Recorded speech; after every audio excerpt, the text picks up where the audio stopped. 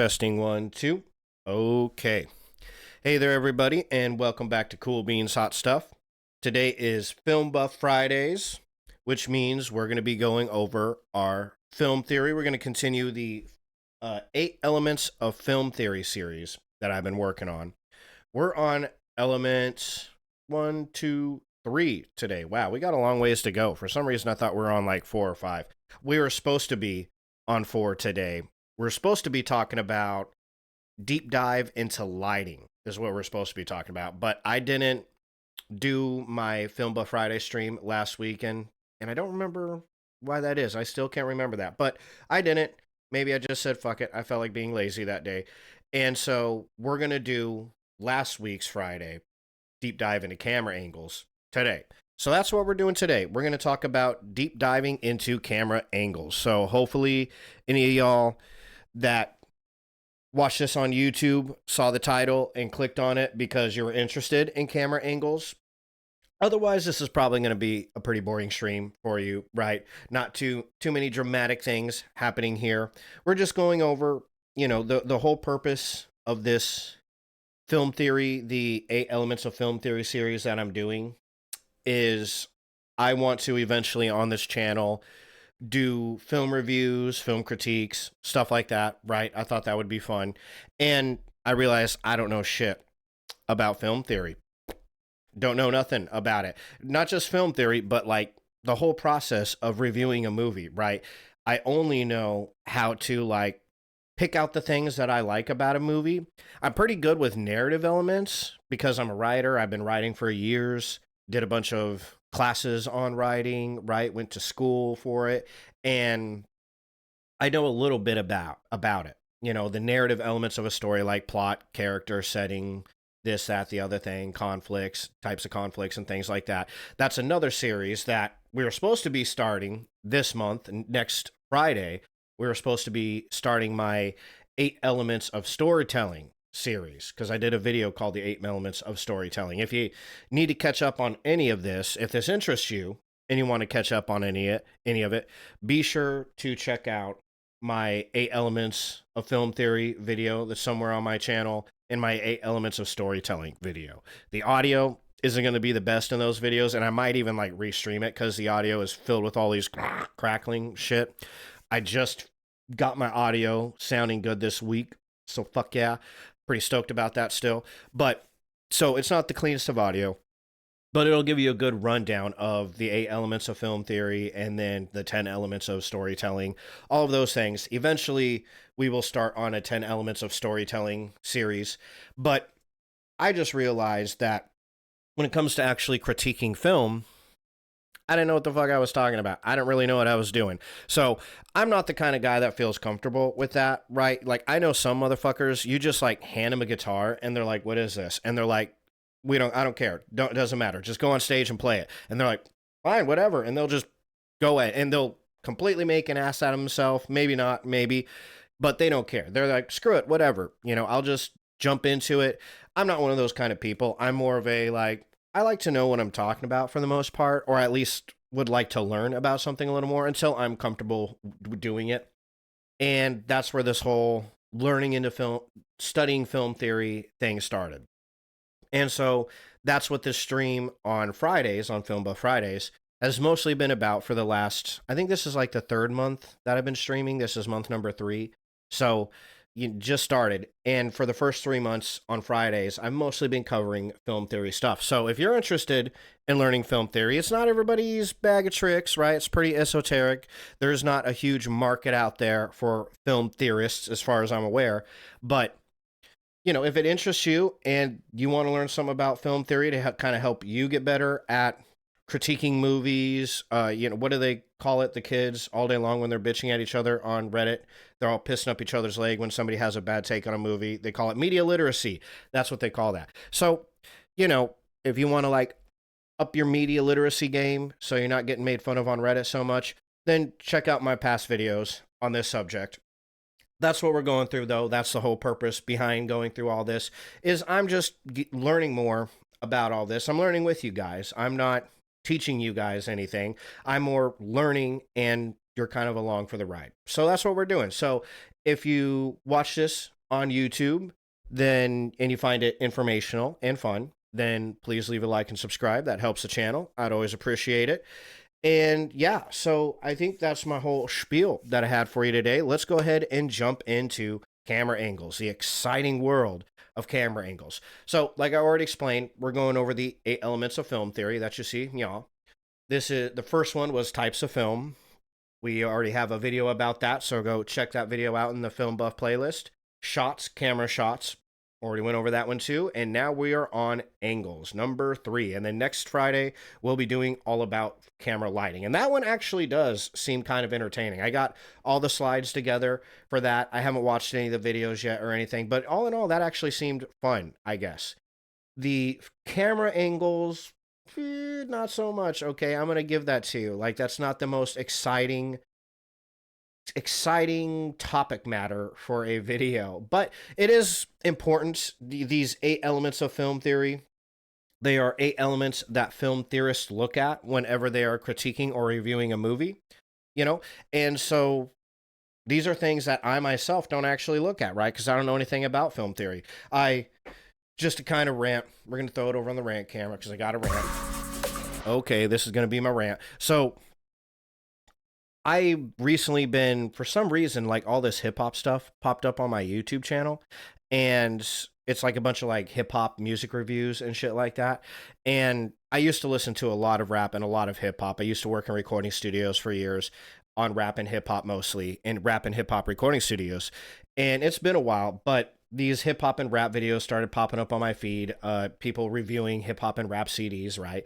And I watched a lot of them, and they're very entertaining. So now I get them, you know, they're constantly recommended to me. They're always in my feed.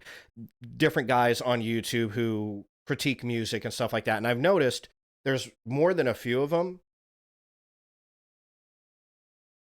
Got a burp. Okay, almost didn't get that one. Have to mute it because I don't have a mute button on my new interface. But anyway, not your problem, mine. But there's some of these music reviewers that they review music, and I can tell from the words they're using and the types of things that they're saying that they don't actually, one, they're not musicians, they don't make music, and 2, they don't understand like any sort of like technical aspect of making music, right? They haven't worked in a recording studio. They don't understand anything about like mixing, mastering, producing, none of that shit. And they don't have even like an artistic perspective. I guess they don't have an artistic perspective that they're bringing to the table. They don't have a technical perspective they're bringing to a table. And they don't even have like a business aspect they're bringing to the table, right? Like they worked for a record label or something at one point or another. They're just people who like music that are reviewing, which is cool, fine. Do your fucking thing, bro. But I personally feel like when I want to hear somebody review something, that I want a review from somebody who knows what they're talking about versus I'm just giving you my subjective opinion on it, right?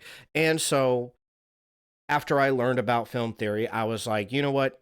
I have the choice here. I can go be one of these guys who just kind of gives you my subjective opinion on shit when it comes to movies, or I can give you a little bit more of a informed critique on it, right?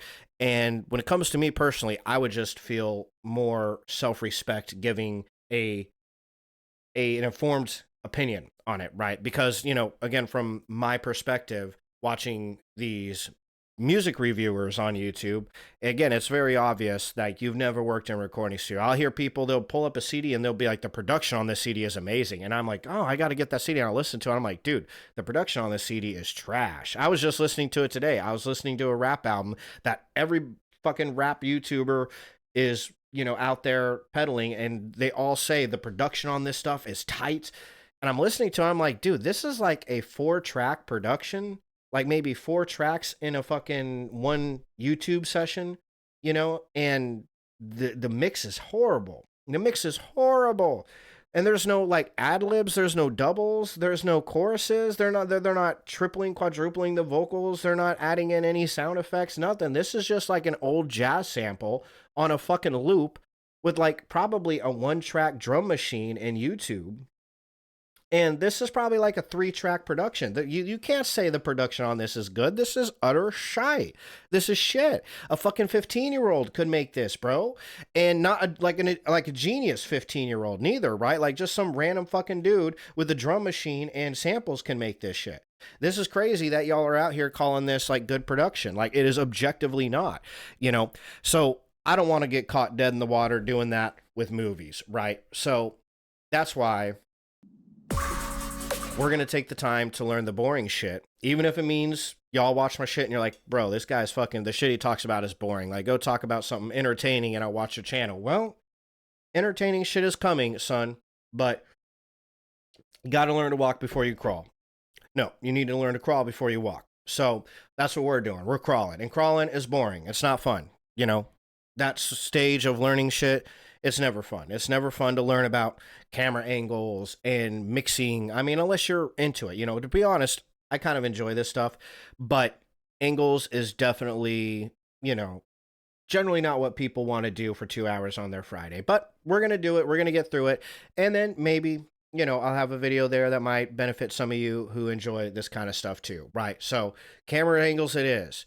There are 4 main kinds of camera angles, according to nofilmschool.com, which this is a website that I regularly go back to because they seem to be a really good resource for this type of stuff, right? I have a few others, you know, they're in all my past videos. I got the links all in the description, so you can click on all of them and check them all out, see if you like them. But we're going with No Film School here. According to them, there are 4 main camera angles, okay? Eye level, high angle, low angle, and oblique angle. We're going to learn about all those 4 today and a little bit more. Before we learn about camera angles, the first thing I think is pertinent to learn about camera angles is the difference between camera angles and camera shots. That was something that kind of confused me a little bit when I first pulled this up and we were learning about shots last time. I was like, what the fuck is the difference? And I kind of tried to describe it, and I did a real shit job of doing that. So I was like, you know what? I'm just going to have AI do it for me because they always speak eloquently. So according to AI, and this is a good way to think about it, it's tough to explain, so they do a great way of explaining it. Camera shots refer to the framing of a subject, determining how much of the scene is visible. So when you have any sort of film scene, any kind of scene that's being filmed, you have a set staged, everything is ready to go. How much of that set you're showing in the actual camera, that's the shot. Okay, so if you're showing this much of the main character from the chest up, it's a medium shot. If you're showing the face of the main character, that's a close-up shot. If you're focusing on like the eyeball of the main character or the fucking pimple on their pickle nose, that's an extreme close-up. And if you're showing a way farther away view of like the entire city, that could be an extreme wide shot, right? And if you're doing it at the beginning of the film, people would call it an establishing shot, right? Okay, so what is being framed, how much of the subject is within the frame. That's what defines a shot. An angle, on the other hand, refers to the perspective from which the subject is viewed. So by perspective, again, substitute the word angle. Okay. That means something. I just didn't randomly do that. The camera being above you and pointing down on you is an angle versus a different angle or a different perspective than the camera being on the ground pointed up at you. Those are 2 different angles. So if the camera is tilted in any direction, you know, or just straight forward, that's the angle, right? That's the difference between a shot and an angle. So good to know, right? If you don't, you know, this is your first jump into the music theory series that I'm doing here, then I suggest you go back and at least look up the video on deep dive into shots so that you get a little bit of a better understanding on shots themselves, because we do dive pretty deep into that one like we're going to do with angles here today. So it is also good to know that, because a lot of places, a lot of websites I've gone to, you'll notice, call them shot angles. 9 shot angles and levels, shot levels and shot angles. So there's a difference between a shot and an angle. Just know that when somebody's referring to a shot angle, they're referring to an angle, like the angle of the shot. They got the shot, medium shot, what was it, medium shot, cowboy shot, close-up shot. Now they're talking about the angle. The shot angle or the shot level would be the angle. Okay. So the first one we're going to go over is the, let's see, high angle. Well, they got us on eye level. You know what? We're going to go with low angle. We're going to jump over these two and start with low angle. So the definition of a low angle, another burp, and another one. I just ate a blueberry muffin. That don't particularly make me burp, but this one is. I just woke up too, so if I'm like a little slow or a little ditzy, more than usual, I mean, it's because I just woke up and then had a blueberry muffin and came down here to talk about camera angles. So, definition of a low angle is when the camera is positioned below the subject looking up. Like high angles, the degree of tilt can range from subtle to dramatic. So it can be a subtle tilt looking up at you, like subtle, right? Like that. Or it can be like extreme, like you're right here, subtle, extreme, right? The effect, low angles can make subjects appear powerful, dominant, imposing, or heroic. They can also exaggerate height and distort perspective for a dramatic effect. And that sentence right there is the perfect reason why we're going over angles. The reason film theorists and critics focus on things like angles in shots, because directors, cinematographers, everybody involved with a film, they're making decisions based on attempting to give the audience a certain emotion, right? And a certain impression about what they're seeing on the camera, right? What's being shown. And that's everything from the editing process. Editors are doing the same thing. They're choosing what order to show you the things that have been shot. And directors, cinematographers are choosing shots and angles to create a specific effect. And whether or not they do a good job at creating that effect is what you, as a film critiquer, critic, a film critic, that's the word I'm looking for, or a film reviewer, right? That's what you're focusing on, is did they do a good job? If they wanted to create a powerful, dominant, and imposing or heroic feel for a particular character, did they use any low angles to do that? And did they have some low angles in there where it was like, why in the world are you using that? What was the purpose of using that low angle there? It just makes no sense. Are they just randomly doing shit to do shit? Or do they actually have a purpose behind why they're doing it? And is that purpose coming through? Right? So that's the base effect of a low angle. Let's learn a little bit more here at soundstripe.com. Low angle shots are shot types where the camera is placed lower than the subject with the lens angled upward. Pretty easy to understand shit, right? I did not say I was going to teach you guys rocket science today. This creates a perceived effect of making the viewer feel lower and at the mercy of the subject or subjects, while the subject appears stronger and more in control. We have an example above of a low angle medium shot from Pulp Fiction. There you go, which itself is a favorite trunk shot from director Quentin Tarantino. Yeah, Quentin Tarantino has a lot of these trunk shots in his movies. If there's cars in his movies, the trunk shot's a very common one. It's the cameras inside the car trunk. These guys walk over to the car trunk, open it, cameras inside, tilted upwards at them. And they're usually in there loading guns, right? This shot almost always is preemptive for a big shootout that's about to happen. The characters are coming in and loading up their guns and checking their guns because they're going to get ready to go do some badass shit, right? So, like, in that context, that low angle kind of does make sense, right? It's giving you this feeling of, oh, these are some badass dudes, right? The whole point of that low angle is to create that sensation of powerful, strong, heroic, in control, right? Well, right before your main characters go into a shootout, using that angle makes sense, right? Okay. So this shot in particular is a good demonstration of an extreme low angle, as the camera makes the viewer feel like they're literally inside of a car trunk looking up at these characters. The psychological result is that Jules and Vincent, the two characters there, appear both menacing and powerful, while the viewer feels a bit uneasy and helpless. Those guys feel menacing and powerful to you? Do you feel helpless at that? I don't know if it's that extreme of an emotional reaction, but you understand. This foreshadows how the next few scenes will go for the characters in the story. That's kind of like, I mean, they basically just copied everything I was saying right there, right? That, yeah, this is a good shot because what's about to happen is these dudes walk in and throw some serious paying down on some motherfuckers who need it. So it's good for establishing that, right? So the way today is going to work is I'm going to go over these most basic angle shots that you kind of want to know.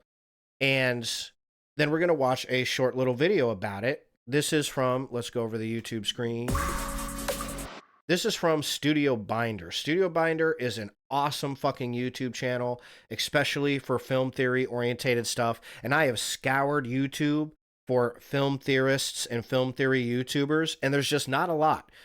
There's not a lot of them at all anyways, but there's especially not a lot of good ones. No. There's, a handful of people who are doing the film theory thing on YouTube anyways, because let's face it, most of you guys aren't coming over to YouTube to learn to up your film theory skills, So it is what it is. But out of that small group of people over here that's doing it, a lot of them suck. A lot of them are like, they really stink at it. That's not Studio Binder. Studio Binder is really good at it. Check them out if you're interested in film theory orientated stuff. As you can see, I'm subscribed to them. I suggest you do too. Go over to their video, give it a like. This channel's got so much good content in regards to film theory stuff. Like, I've got two or three of their angle videos specifically on angles, because they're about the only channel that was doing this where they actually give us a 4-minute talk about the low angle shot. Because most people don't think you can't, how can you make up 4 minutes worth of material about a fucking low angle, right? This guy does it, and it's pretty entertaining. He does a good job. And he's about the only channel that has that, right? So we have 2 or 3 of his videos in here. I had to cut down how many videos of his I was going to show you guys, because he just has so many. It would end up being a fucking 3-4 hour long video by the time I got through all his videos. So go to his channel, because he's got a lot more videos on camera angles. We're just going to learn about the basic angles today, right? So let's start with learning what Studio Binder has to say regarding the low angle shot. Check it out. If you've seen our videos about high angle shots, you know that a high angle makes characters appear weak or vulnerable. Everything stops. In this video, we're going to look at the opposite of the high angle, the low angle shot.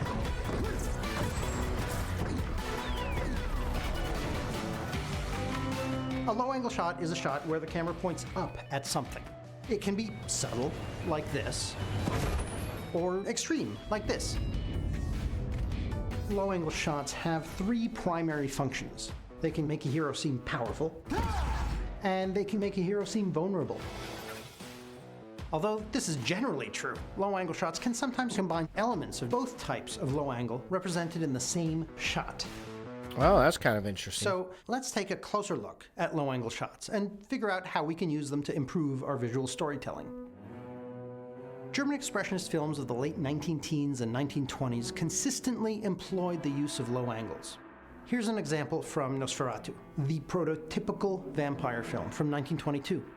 Murnau chose this low angle to make the vampire appear more menacing in the frame. Now, check this out from Fritz Lang's Metropolis from 1927.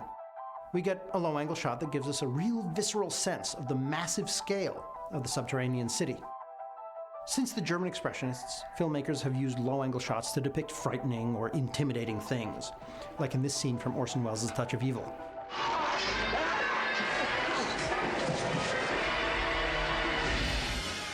But the thing that makes characters frightening or intimidating is their power.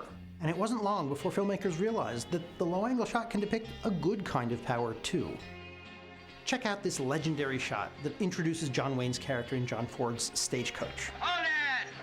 With the camera just below eye level, our movie's hero seems particularly heroic and grand.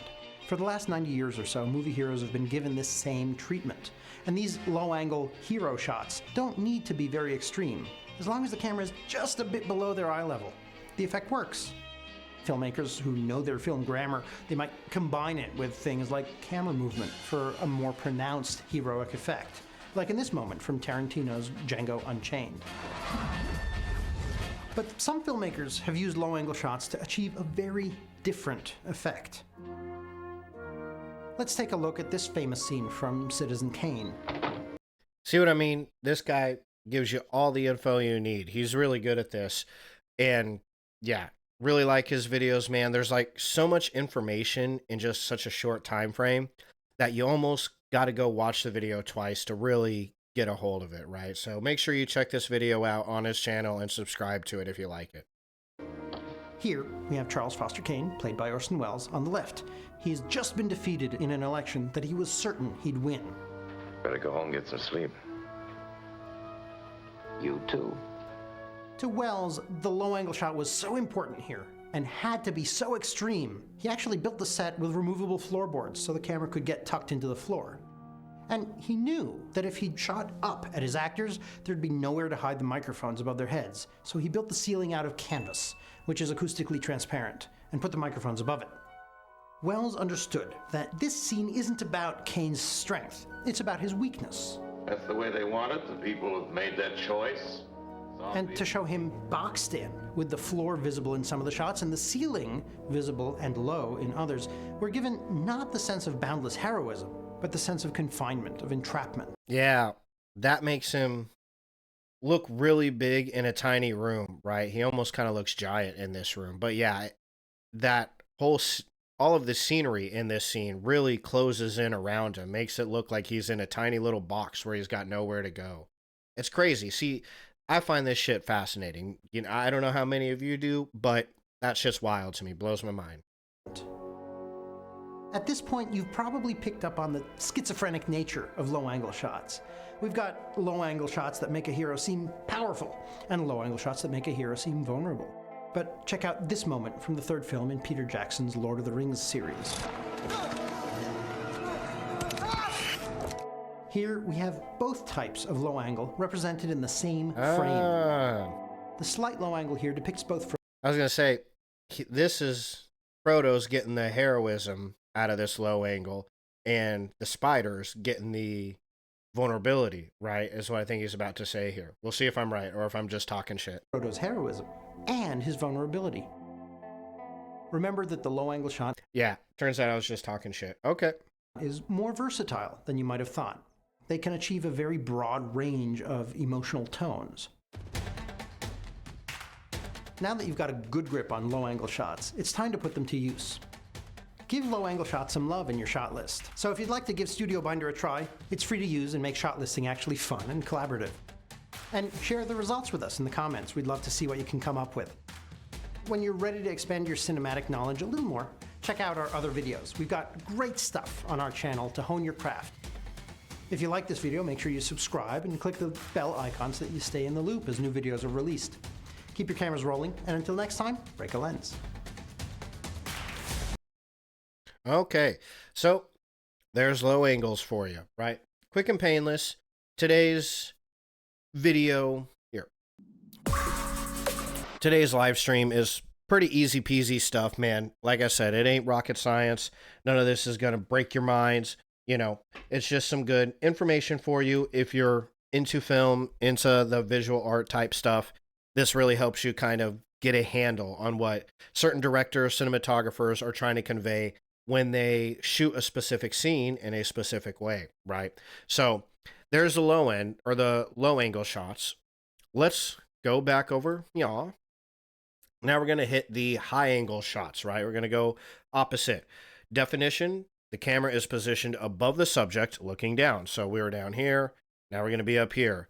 The angle can again be subtle or extreme. The effects: high angles can make, so, you know, before we read it, you know, so you can't hide it. So if low angle shots make a subject seem more powerful, and according to Studio Binder, can also make them seem more vulnerable, but in general, give them a feeling of power, strength, right? Maybe even fearful, or make them seem scarier. Okay, is a good way to put that, right? If a low angle does that, then what do you think a high angle does, right? The opposite of that. High angles can make a subject appear vulnerable, small, weak, or insignificant. They can also provide a broader overview of the scene. Okay, so there's a couple different reasons for it right there. But yeah, if it's, you know, below, makes the subject being shot look more menacing, powerful, what have you, then it would only make sense that the opposite would make them seem smaller, tiny, baby, little weird looking, right? vulnerable. I think y'all are just gonna have to deal with my burps because as long as I don't have a mute button that I can just pew pew, you know, I can't hit my burp button fast enough. So I'll do my best. Let's see, high angles. Oh, it was higher up. High angle shot. So our first camera angle shot, or their first camera angle shot, our second, right, because we're getting pretty well versed in this, is the aforementioned high angle type. What is this camera shot, you ask? Well, it's simply a shot where the camera is higher than the subject of the composition. The camera is angled down and presents the subject in a way where the viewer feels the height from above. You can see an example of this in this famous scene from The Shawshank Redemption. That would be this guy right here. Although it's important to note that this would be considered an extreme example of this shot, see how by extreme they mean the angle is very extreme. It's almost entirely over him. Like if he was my mic's like, that's him. The angle is almost straight over him. It's like right here, right? Versus a less extreme shot would be kind of like right here, right? Just very subtle angle compared to that extreme over the top angle. You can make the argument that it's even more of an overhead, God's eye, or bird's eye shot type, but we'll get to those later. Yeah, so just like shots in themselves, right? Some people, when they go over the basic shots, they're like, there's the wide shot, there's the medium shot, close up, extreme close up, this, that. Okay, they give you like 5 different shots and that's it, right? That's what you gotta, it's basic shots. Once you start diving deep into the woods on this, there's other variations in between all these little shots, right? They got like the medium shot and then they got the cowboy shot. Medium shot cuts off at just below the chest, but the cowboy shot would cut off just below the waist, right? And a full shot, I think they called it, right? A full shot would cut off just be above the knees, right? So just in between there is the cowboy shot, which is, if you watch that previous video, a cowboy shot is called a cowboy shot because it cuts off just below the hips, which gives you room to see the cowboy's gun, right? Which is important context for the shot. If the cowboy has his hand on his gun, that means shit's about to go down, right? So a cowboy shot shows that holster on his hip. That's why they have that specific shot for cowboys, and it's called the cowboy shot. But anyways, so you get all these little variations that happen in between, and it ends up adding up to a lot of different kinds of shots and angles. Or you can kind of just approach it from a rough estimation kind of view where it's like, well, if it's below his waist, then I'm going to call it a full shot.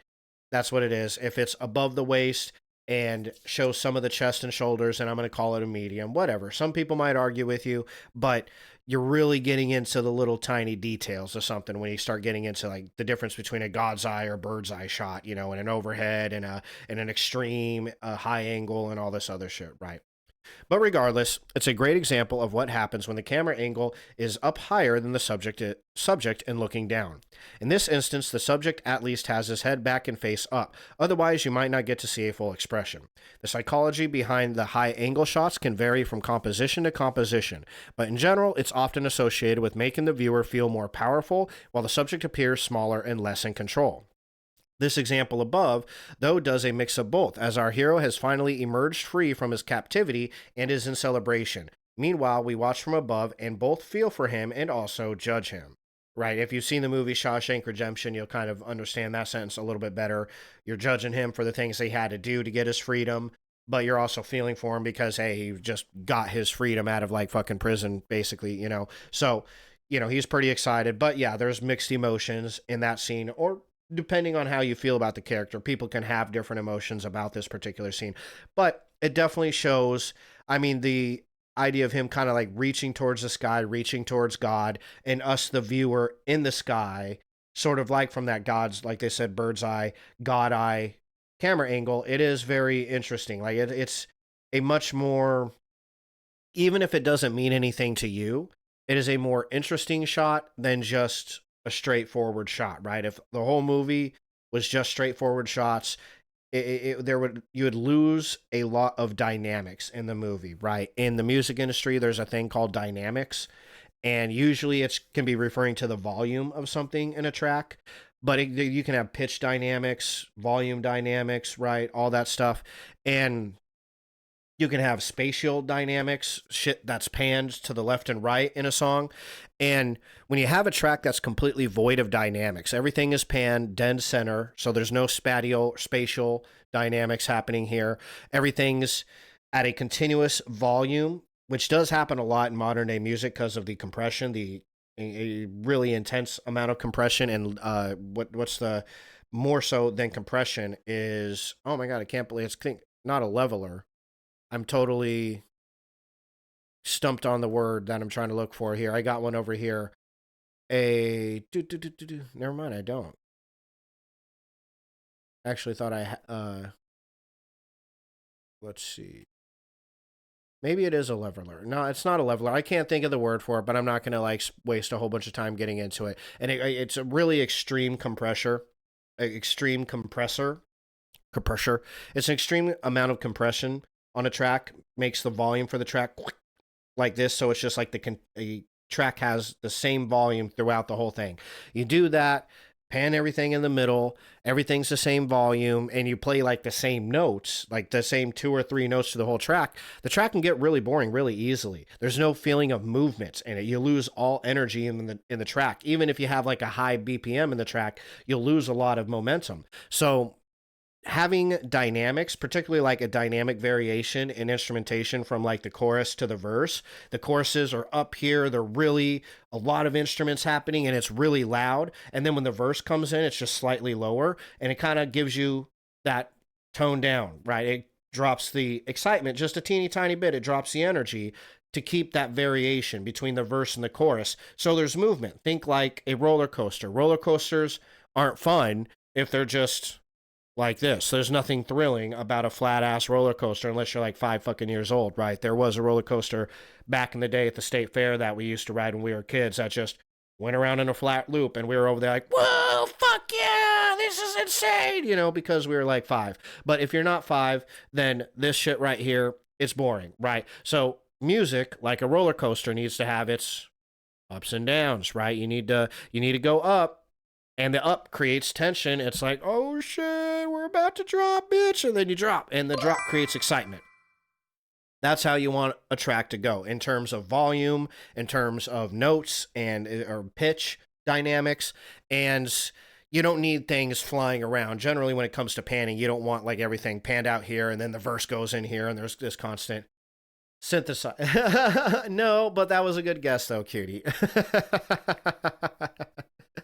Yeah, not a synthesizer, not a leveler.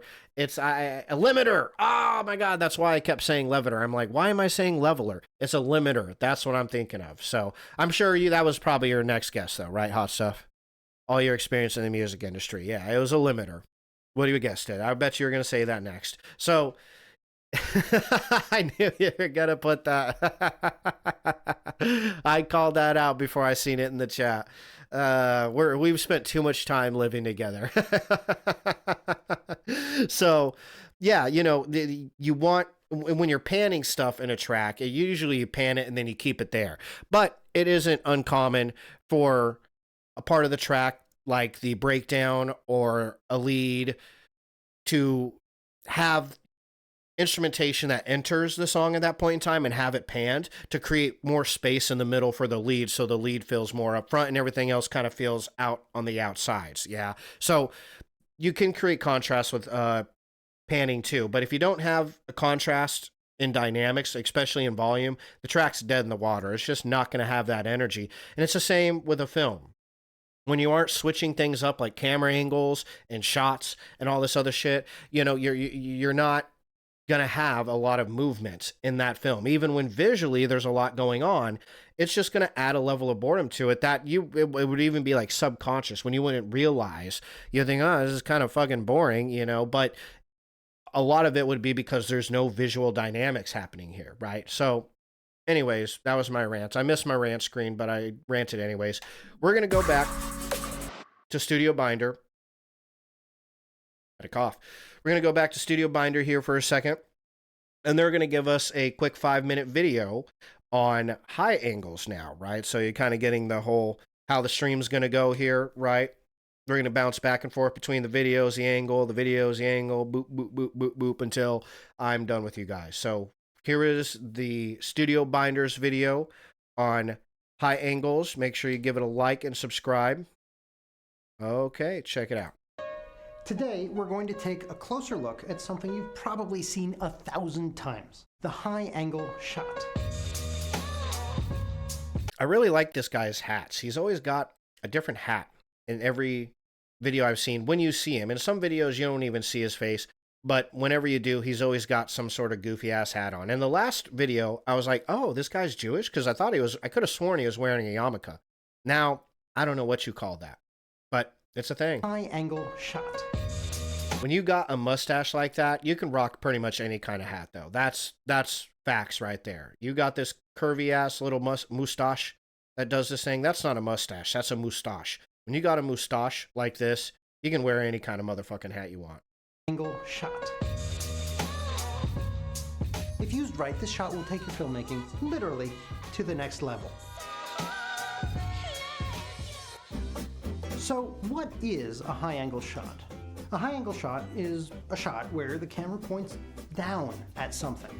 It can be subtle, like this, or extreme, like this. It can be a tight shot, or it can be very wide. High angle shots are awesome, but I've noticed that very few filmmakers make good use of them. Oftentimes they're used arbitrarily, just because they kind of look cool. But I want to take a closer look at how you can maximize their impact in your next project. That's a good movie, The Revenant. Love that one.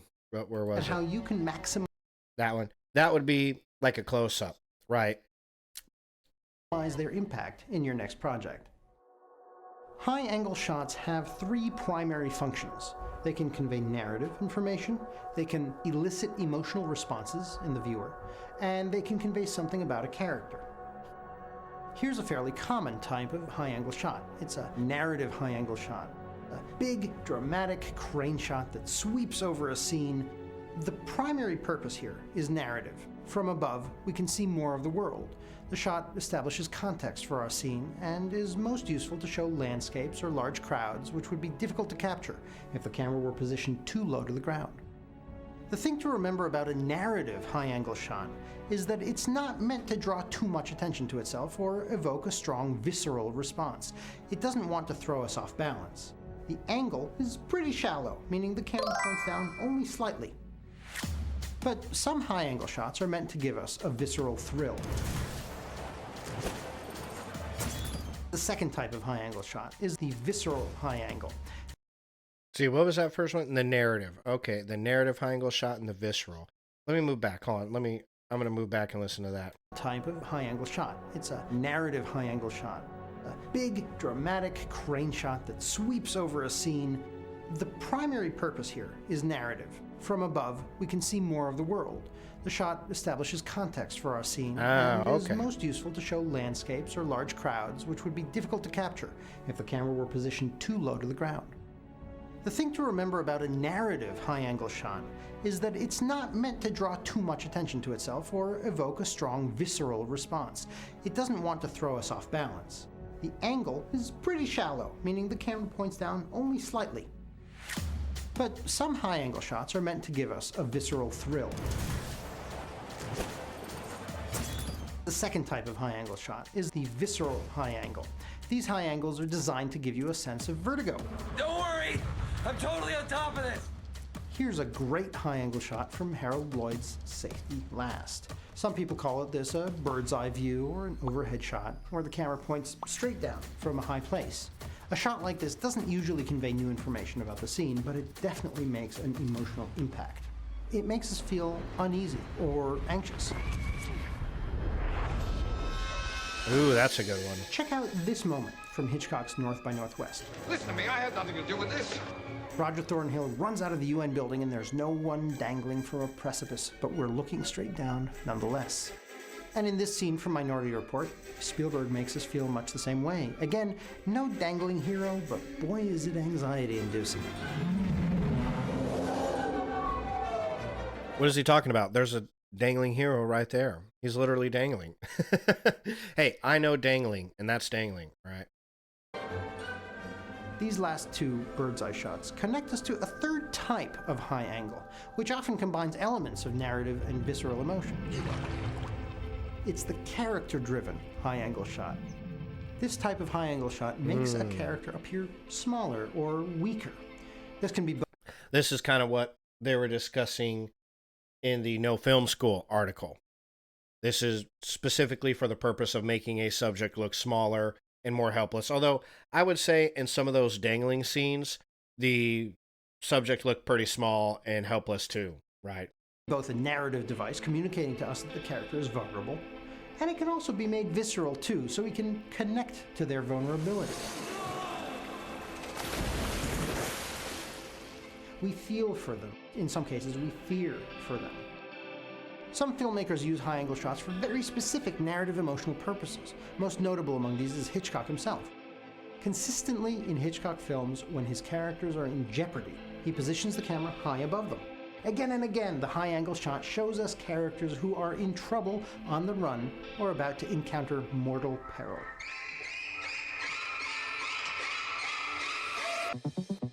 In a Hitchcock film, a high-angle shot always screams danger, even when we don't yet know there's something dangerous about to happen.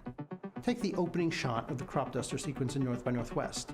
It's a high-angle shot as the bus approaches, and Thornhill steps off. Many filmmakers would have opted for something closer to the ground, but not Hitchcock. By opening the scene with a high angle, he introduces a subtle note of danger, and by placing his character into the shot, Hitchcock alerts us subconsciously that Roger Thornhill is in danger. We're primed, we're anxious, so even though the scene is long and methodical, we are on the edge of our seats. So, if you're a filmmaker and want to make the most out of the high-angle shot, here's how it breaks down. If you want to establish the scale of a crowd or the layout of a landscape, use a narrative high-angle shot. Push the camera up and keep... See, I fucking love how this guy breaks it down like this. This is so easy to understand. The information just, here's the narrative high shot. Here's the reasons for it. You know, okay, a dumbass like me can't fuck this up, right? I love it. Keep the angle somewhat shallow. Establish your landscape and you're done. But if your audience needs a jolt or a thrill, if you need to inject tension, vertigo, or to punch up the action, try a visceral shot by pushing your high angle to the extremes, extreme height or a sharp angle. Finally, if you want to emphasize the danger to your characters and want to make weak characters seem weaker, try framing them in high angle. Now that you've got a good grip on high angle shots, it's time to put them to use. Whether you prepare your shot list with a spreadsheet, pen and paper, or with shot listing software like Studio Binder, give the high angle shot some love. And when you're ready to expand your cinematic knowledge a little more, check out our other videos. We've got great stuff on our channel and new content coming all the time. If you like this video, make sure you share and subscribe. And don't forget to click the little bell icon so that you're notified when new videos come out. Keep your cameras rolling, and until next time, break a lens. Yeah, this Studio Binder, that's where it's at. There's another guy that I like to use over here. There's another good film theory channel. There's so few of them. There's another good one, though, called Media Insider. That's really good. I don't have any Media Insider stuff on this particular video, but I use his stuff in other film theory videos that I do. So check out that channel as well. You'll definitely see some on my live streams though. So, but yeah, make sure you give that a like and subscribe. I love how he just puts that information there for you to see it. It's just like, blop, here it is. That's why you need to know it. This is what it does. You know, can't fuck it up, man. Can't fuck it up.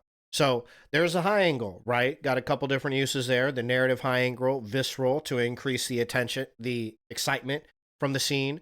And then the character-driven one, which is more for the sake of creating some vulnerability in the character, right? So there you have it. Look at you learning all this shit. So the next one we're going to start with we're going to pop back over here to eye level in a second because I have to pee. So I'm going to put you on my I have to pee screen. This is it right now, and I will be right back.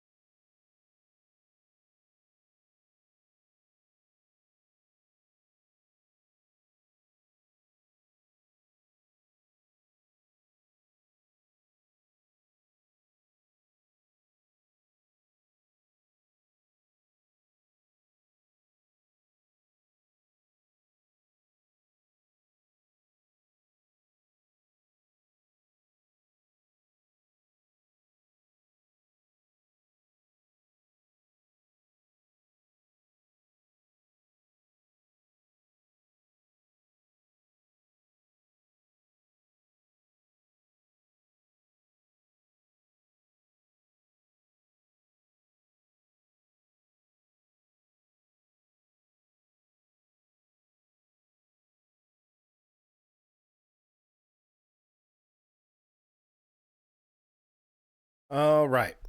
And we're back. Okay, that was a quick peek. So, yeah, let's hop back to eye level. Okay, so obviously you got the low angle, high angle, eye level angle. And we don't have a video on that one, but we can read a little bit about it. First, we'll go to No Film School. The definition, this is a pretty easy one to get, right? The camera is positioned at the same height as the subject eyes, creating a horizontal line parallel to the ground, right? Pretty simple. Effect, eye level shots. Okay, let's cut it, hide it for a second. If low angle shots create a sense of make the subject feel menacing and powerful, strong, and high angle shots make the subject seem small or weak or helpless or vulnerable. What do you think eye level does, right? In the middle, what does that do? The effect. Eye level shots feel natural, neutral, and realistic. They allow the viewer to connect with the character on an equal footing without imposing superiority or inferiority, right? Which I actually wouldn't have guessed that until you read it and you're like, oh, well, fucking duh. I probably should have guessed that. Yeah, it's neutral. You don't feel like you're above them or below them. They don't seem menacing or vulnerable. It is a much more like sort of, it's not attempting to paint the subject in any either of those two lights, right? Let's see. Eye level, medium shot, also called an eye level shot, right? Again, like I was telling you, the medium shot, usually above the hips, is what's referred to as a medium shot. Moving on, we need to at least talk about your standard non-angle shots. While you could easily argue that pretty much any shot type will have some degree of angle, there is at least a theoretically regular or medium shot type which is close to eye or face level. These shots are important to keep in mind as they should at least be differentiated from the other angled shot types like high, low, canted, or other styles. We'll also go a bit more into camera levels below to give you an idea of how not only to... Okay, so yeah, basic, not much to tell us there, right? Soundstripe kind of dropped the ball there, son. But yeah, the general idea is that eye level, at least as far as No Film School is concerned, doesn't really, the angle isn't supposed to have an effect. It's kind of an angle-less shot, right? So you don't want the angle to create any kind of emotional, what's the word I'm looking for? Emotional thing. Yeah, yeah. So you don't want there to be like an emotional thing there when you're using an eye level shot. You don't want to paint the picture, add something to there that isn't there, right? You don't want the subject to be painted in any kind of a particular light right now. You want other things that are happening on the screen to take precedent over the angle. Okay, so it's kind of a non-angle sort of idea, right? It makes sense. We're going to go fast forward to a different kind of angle, the oblique angle, also called the Dutch angle. The definition, the camera is deliberately tilted to one side, resulting in a frame where the horizontal line is not level. So that's when, if I got, okay, I'm going to do this, try not to fuck anything up. So that this would chest right. I believe this would be like a medium shot right here. Okay. That right there is a Dutch angle. Okay, the horizontal line would be like my floor, right? It's not level. Okay, so that right there is a Dutch angle. Let's see. How's that? Look. Ooh, heartburn. Gosh, all that tilting in this room done fucked me up. Let's not do that again. Made me nauseous. All right. Yeah, camera looks fine. Okay. Back to me all. Oh, that feels good. No heartburn. Maybe if we do one of these numbers like that. Okay. Yep. Yeah. All right. So, have to get the shot perfect, right? We're talking about shots. So, that's a Dutch angle. Camera can be eye level, it can be high, it can be low, it can be whatever, but it's tilted. Easy peasy. Lemon squeezy. The effect? Oblique angles create a sense of disorientation, unease, tension, or psychological imbalance. They suggest something is off or unusual in the world of the film. So creates disorientation, unease, tension, kind of, gives you heartburn sometimes, right? That's a Dutch angle. So let's go back up here. Because I'm pretty sure, no, high angle. Was it down? Yep, right here. Dutch or canted angle. So that's Dutch angle, oblique angle, or canted angle, right? That's another thing. You know, any industry you're in, you're always going to have things that there's 15 different fucking words for it. So it's really funny when you get into wrestling, all the different words they have for a single move. You know, there's one called the cow catcher. If you learned wrestling on the West Coast, then you'll have heard of a cow catcher. Or no, excuse me, if you learned wrestling in the Midwest, then you'll know of a move called a cow catcher. But if you learned wrestling in I think it's West Coast, you don't know what a cow catcher is, but you've heard of a cement mixer, right? And then if you know anything about, if you learned how not freestyle wrestling, but you learned this particular move from jiu-jitsu, you don't know what either of those two things are, but you know what an anaconda is, right? Or excuse me, not an anaconda, a gator roll. I get them mixed up because they're both animals, all right? But a gator roll. So those three things are more or less the same move. There's slight differences. You know, some people make up differences, but realistically, they're pretty much the same wrestling move, more or less, right? Some people say, well, it depends on how you rotate the person, or it depends on if their knees are standing. It's like, okay, well, maybe. But in general, you'll see people all over YouTube. Somebody gets gator rolled in a YouTube video, and they're like, oh, it's a cow catcher. And people are like, that's not a cow catcher, you fucking stupid idiot. It's a fucking cement mixer. And, you know, nobody can just agree to disagree and say, well, we all learned it called different things. Moves like that all the time. And same with camera angles. You're going to get different names for them. So the canted, Dutch, or oblique angle. As one of my favorite shot angles and types, that's this guy from Soundstripe. The Dutch angle shot, also called a canted or oblique angle, is one of the most powerful camera angle tools in any cinematographer's arsenal. The Dutch angle is achieved by rotating the camera on its roll axis to a degree. You can think about it as putting some cardboard underneath one side of your camera so it sits unevenly on a surface, or just picking it up and turning it. Let's look at the example of the Dutch angle in action above in a scene from Die Hard. As you can see, the camera is angled a bit to its right, which makes what would have been perpendicular lines in the composition appear crooked or canted, right?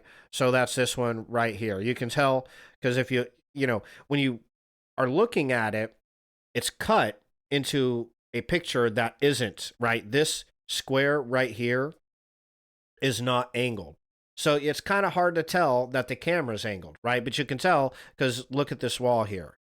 See the wall behind him, how it has an angle to it? It's not perfectly vertical the way a wall is. Okay, these angles are slightly off, which gives it a disoriented feel. Look at his shadow. Like you throw his shadow in there with the lighting, there's some, what do they call that? Uplighting happening down here. And it's casting a shadow on the wall that's tilted, creates that very almost kind of like, it makes him look evil as shit, right? It makes him look like an evil fucking psychopath, which in the movie, that's what he is, right? He's an evil butthead. Okay, so we're going to hop over to another YouTube channel for this video representation of the Dutch angle called Now You See It. Now You See It's another one that I go to, a little bit less subscribers. They have a lot more. Their video topics, they do dive into film theory on Now You See It, but they also dive into a lot of interesting stuff. It's really hard to explain. It's a very interesting channel, though. They have conversations about movies on this channel that I don't see happening anywhere else. So it's another one of my favorites. I highly recommend this channel. If you're interested in film theory, you definitely got to check these guys out.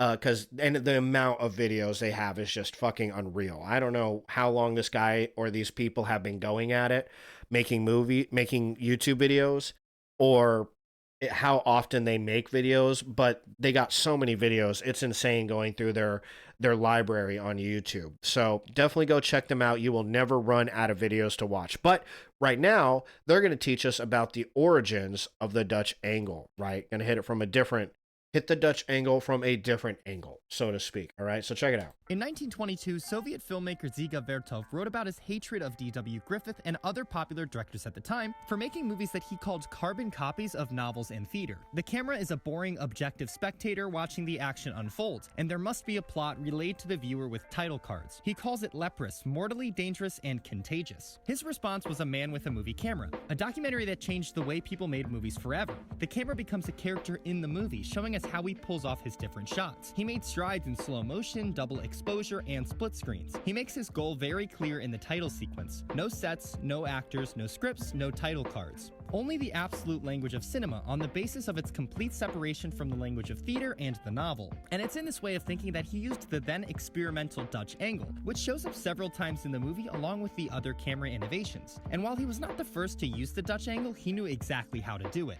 The Dutch angle exploded in the 90s and early 2000s, appearing just about everywhere, from action movies to soap commercials. The problem comes from using the shot as a crutch. To make a boring shot interesting, just tilt the camera. Battlefield Earth was over 90% Dutch angles. As Roger Ebert put it, the director Roger Christian has learned from better films that directors sometimes tilt their cameras, but he has not learned why. The tradition... Okay. Yeah, if you've seen Battlefield Earth, it is consistently... Let's pop over here. Battlefield Earth is consistently considered one of the worst movies ever made. If we hop over here to the Internet Movie Database, I'm sure if you're watching this, if you're an hour and 2 minutes into this video and you're still watching, then you must love movies. So, oh, gosh, choked on my own tongue there. Fuck. Yeah, then you know all about this website. You've probably been on it multiple times. Worst movies. 50 worst movies ever made. Just pick a random list here, and I can guarantee you that... Wait, oh, this is an actual movie. That's not what we want. We want an actual list. Hold on, let's just go to Google then. Worst movies ever made, ever in the history of ever. 28 Days Later? What the fuck? Oh, Jaws. Okay, this is some other... Not What to Watch. Okay, well, you fucked that one up, Google AI. Let's go. Worst films ever made. Go. I clicked on you. I say go. Okay. Battlefield Earth. Look at that. Number 1, baby. I told you. Yeah, it's going to be on every list you see. And I know this because I've pretty much looked at all these, right? I get real bored sometimes. And, ooh, Gotti, that's unfortunate.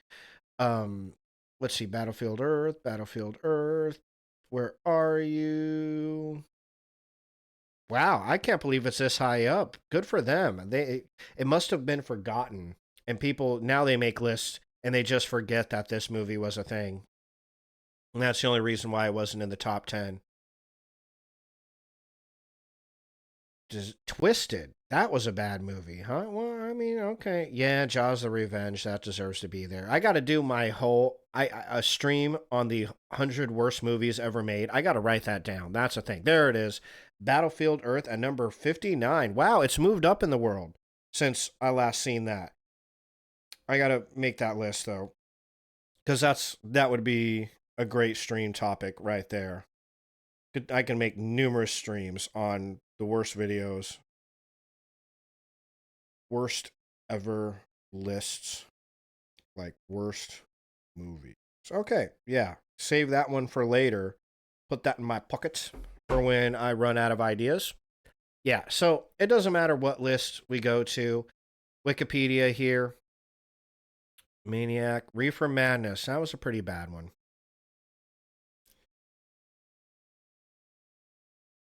Yeah, Plan 9 from Outer Space. That's a bad movie that's enjoyable, though. That's like so bad it's good kind of movie. You know what I'm saying?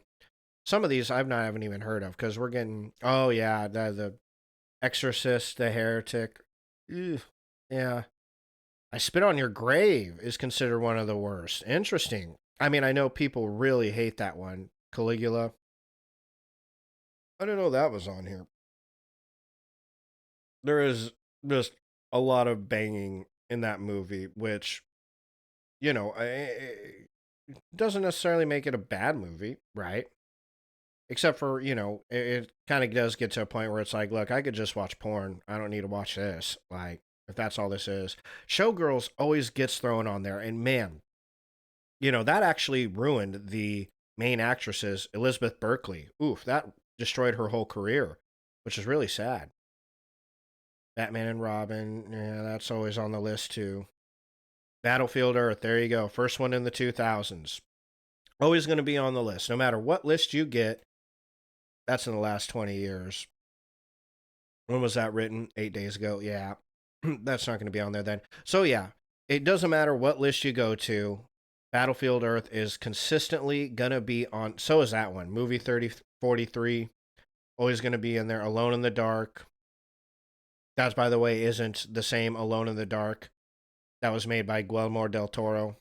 That's a different Alone in the Dark. That's not going to be on anybody's worst lists ever made. From Justin and Kelly, that's giggly. Yeah. The Black Christmas remake, that was horrible too. Jaws the Revenge. In Jaws the Revenge, the shark actually growls. Yeah. So that's why that's on there. The Room is also like cats. Oh, gosh, that was horrible. I liked Thunderdome or Biodome. That one I thought was funny, but I was a kid. There it is, number 4, Battlefield Earth. Only North. I haven't heard of North. Star Wars, The Rise of Skywalker.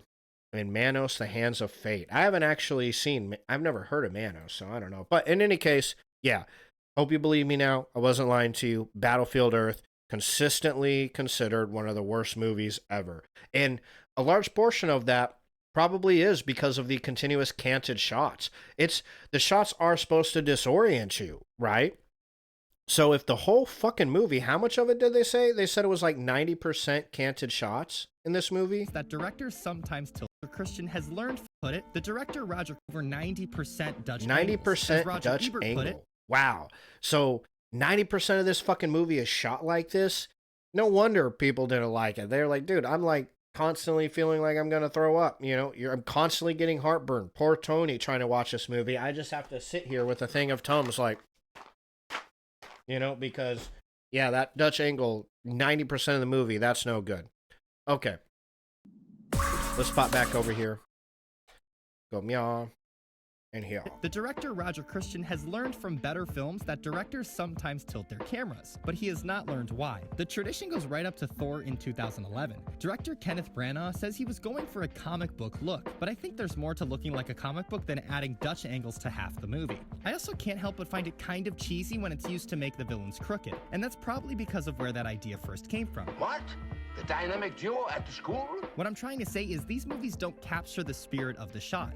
The most important movie for Dutch angles is arguably The Cabinet of Dr. Caligari in 1920. The movie was years ahead of American cinema at the time. Its incredible use of shadows and light, angular set pieces, and twist ending brought expressionism from literature and paintings to the big screen. This daring German style quickly found its way into American cinema. The extreme lighting defined the film noir, and the horror elements found their way into all kinds of blockbusters. I had acquired a strong German influence by working at the Ufer Studios, Berlin. The influence goes right up to Tim Burton's set pieces and character design. He never directly cites German influence, but there's no doubt his work screams expressionism. And even he mixes in the Dutch angle in his expressionistic movies. I like when he uses it to exaggerate the mundane, like losing your bicycle.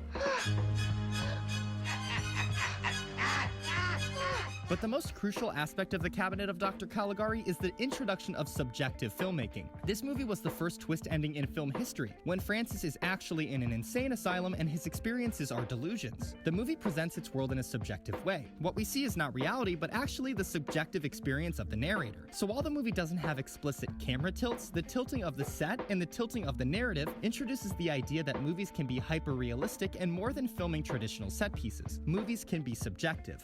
So really, the Dutch angle arises out of two movements, the Soviet experimental documentary and German expressionism. One movement introduced the innovative camera techniques, focusing entirely on the cinematic aspects, and the other focused on how the... Was that dude just standing on the edge of the car? Look at this badass. Wow. One movement introduced the innovative camera techniques. Yeah, that's just the edge of the car right there. What a crazy fuck. All right.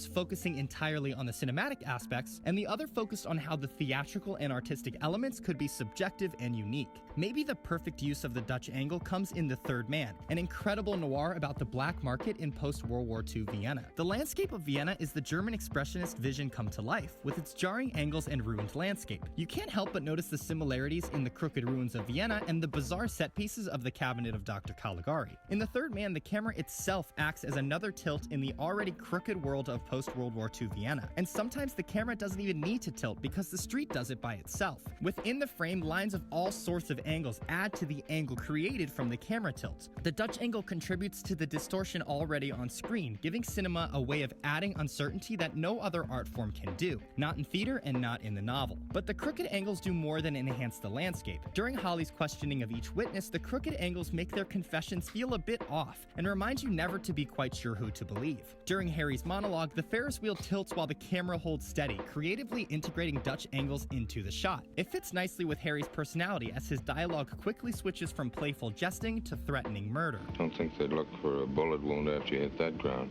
The crooked Vienna landscape, ambiguous characters, extreme lighting, and plot twist echo the design of German Expressionism and the experimentation of the Soviet documentary. It's a movie begging to have Dutch angles. Many more recent movies use the shot in similar ways. In Die Hard, villain Hans Gruber... There's the Die Hard shot. See what I mean by this dude? Now you see it. This fucking guy is so smart when it comes to this shit, man. He's got so much, again, just like Studio Binder, there's so much information packed into just a 7-minute video that it's like, poof, like it's almost too much. Like you got to go back and watch it a few times to really grasp everything he's saying here. It's really cool though, man. This guy really does think a lot about movies. And as a result, this is the kinds of film theory channel that I kind of aspire to be, right? This is, when I'm doing film review, this is the kind of stuff that I like to see. Somebody who really knows their shit and puts this much thought into it. You know, I think that's really cool. But I had to give him a shout out there because it's just wild how he points all this out. And he's so accurate too. It just is like, man, didn't know any of that. That's cool. Gruber pretends he's just a civilian. During his back and forth with John McClane, every shot is at least a little bit tilted. This medium shot on Hans is the most tilted in the scene. His shadow is long and exaggerated. The camera is off center and the see, I pointed out the shadow. I did that. I told you about that. I thank you. Give me my flowers. Yep. And no pre-watch on this bitch neither. Just wanted to shout that out. Tension is perfect. As soon as John McClane gives him a gun, the scene feels just like The Third Man. The Dutch angle tilt adds to the uncertainty of the moment. We know something and we're not sure John McClane has any idea. And for all we know, he could get killed any second. Maybe I prefer this reveal over Les Mis because it's so obvious in Les Mis they're villains. The Dutch angle feels forced. The shot seems to fit better in moments of tension and uncertainty, when things aren't as they should be. It's no coincidence that a movie with many great Dutch angles is called Doubt. I like the way they make you feel. There's been a bit of controversy about them as people feel that they call too much attention to themselves. But actually, you know, I just watch other movies that are filled with Dutch angles and you don't realize it because they use them so much it doesn't particularly mean anything. And even all these years later, the movies with well thought out Dutch angles still have the expressionism. And then out in back of these same apartment buildings were these German expressionistic alleys. And they also have the experimentation. You know, producers came in and said, look, you know, you also got to shoot it foursquare in case this doesn't work, which I certainly couldn't blame them for doing. But I ended up liking it very much. I even put it in the trailer. The kind of Dutch angles I enjoy seem to be the ones that stay true to where the shot came from. The angle shows off what makes filmmaking unique through its emotional manipulation of it. Raging Bull. That's a good movie. Scene. So when your moment features the classic unsettling nature of the cabinet of Dr. Caligari, then it's perfect. And when you use it just because it looks cool, it seems to lose some weight. But I'm not trying to say that there's some obvious way to use the Dutch angle. It's a very emotional shot. You may enjoy how it feels in movies that I don't, and we're both right. Or you could say I'm looking too far into the shot and the Dutch angle is just a way to tilt the camera to make a scene interesting. But I think if you look more closely, you can see how the shot means quite a lot. The shot in many ways represents the original intent of directors to use filmmaking as a unique art form. The tilting of the camera is the purest form of subjective filmmaking. The unease of the Dutch angle makes cinema special because you can't do it in theater or the novel. And when it's used, it pushes boundaries for what movies are capable of. So what I'm saying is the Dutch angle is a perfect representation of what makes movies better than all that other crap. You want to go to the movies? Yep. If you want to learn more about cinematography and how to make your own filming look like a high-budget movie, I recommend this course by cinematographer Ryan Booth. He gets in depth about how the professionals light their scenes and shoot on location. It's actually rare to have someone so experienced get into such detail online. The first 500 people to click on the link in the description below can get 2 months of completely free access to Skillshare. That's Ryan Booth's class and over 20,000 other classes across cinematography, video editing, photography, marketing, business, and tons of other ones. If you're not a filmmaker, you can still definitely find it valuable. I don't know. I've never used Skillshare, but I do have some other apps that I use when I'm learning about shit. Never tried that one, though. I'm going to have to check it out. But make sure you check out Now You See It. Give them a like and subscribe, especially if you like film theory type stuff. Okay, so let's pop over here. Now we understand the Dutch angle, right? Let's see. Oh, that's a good important note here. The effect of these angles can be highly contextual and depend on other factors like lighting, composition, and the film's overall tone. Well, that's probably important to note, but that covers what no film school has to say about angles. Burp, and I went for my burp button, and it's gone. No burp button. I suppose I could always crank the volume, maybe, but not that volume, because that's just a headphone volume, so I won't hear it, but you'll hear it. I'll figure it out one day. So we're going to learn about some of the more, what's the word? Not esoteric, maybe. I guess the lesser known. It's kind of as esoteric. The lesser known angles that you would find in movies, right? So we hit the eye level, low, high, and Dutch angle, also known as oblique, or the canted angle. Those are the 4 main ones. And now we're going to learn about some others. Here's the overhead, or the God's eye, or bird's eye shot, right? We kind of already went over this one a little bit when you get into the extreme high angle, when it's directly, if my microphone is the subject, it's directly over the top of it. That's your overhead, God's eye, or bird's eye. As mentioned earlier, an extreme version of the high angle, see, like I told you, is the overhead shot. Similar to a high-angle shot, the overhead bird's eye view shot is meant to be framed where the audience is looking down at the subject. I believe this is from The Master, if I'm not mistaken. Joaquin Phoenix right here. Oh, it's going to tell us, yeah, The Master. Ha, look at that. Similar to a high-angle shot, yada yada, we already said that. Here's a great example of an overhead shot from The Master. As you can see, P.T. Anderson has put his camera high above his subject so that the camera appears to be looking straight down. This is a truly creative frame as the composition allows for there to be plenty of information in the foreground, our subject, and in the background, the sailors below. The psychological effect of such camera angles is one of omnipresence, hence the God's eye view moniker. When looking directly downwards at a subject, the viewer feels a new level of disconnectedness, almost as if they are an impartial observer. There is also a heightened awareness of the setting and a character's environment and how they play into the character's psyche. Okay. So there you go. And this is kind of going over eye level shots, sitting level, this is knee level, this is going over level of the shots. Wasn't something that I guess, this is something that Soundstripe goes into, but it wasn't something that really had to do anything with the angles that we're going at today. We can come back to it here at the end of the stream if I have time and talk more about like levels of shots, right? But we're just focusing on angles today, which is the perspective. I suppose level does kind of play into that. We want to go into a different angle. It is a kind of shot, but the angle itself, it plays into camera angles. This is the over-the-shoulder shot. So if you watch my shot video, you'll notice the over-the-shoulder. It's when you have the camera behind one person, that would like be me, talking to you, camera's back here, and the camera's focused on you with me in the foreground. That would be an over-the-shoulder shot. Excuse me, fuck balls. I'm just choking on everything over here. So this is an interesting shot and an interesting angle to shoot from, because it's kind of over off to the side, taking the subject and tilting them, giving us a perspective of 2 different subjects that has a bit of its own meaning. Fuck balls.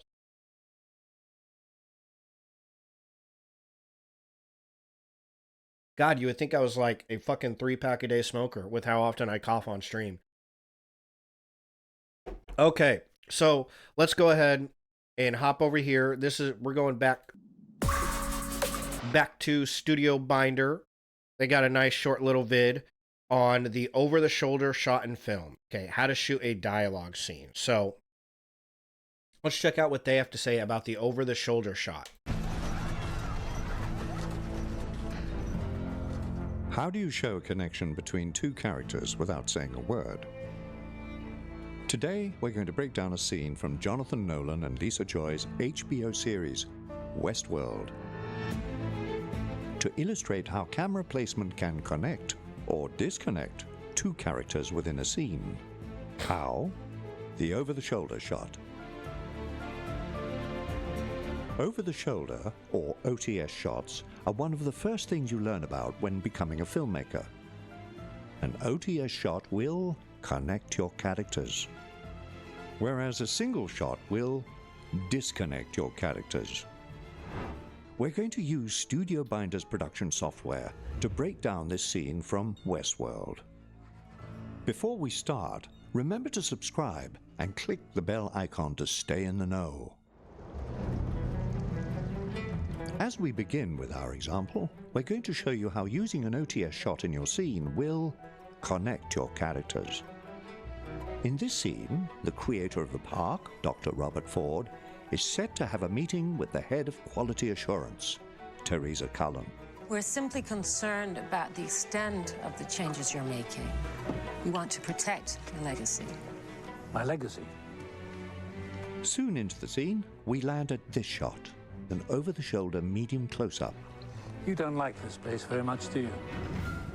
We cut to Teresa, who is matched with an OTS MCU. Jonah Nolan, as he's known by the filmmaking community, visually introduces the waiter at the beginning of this scene. This character initially has no lines, but his presence is very much intentional.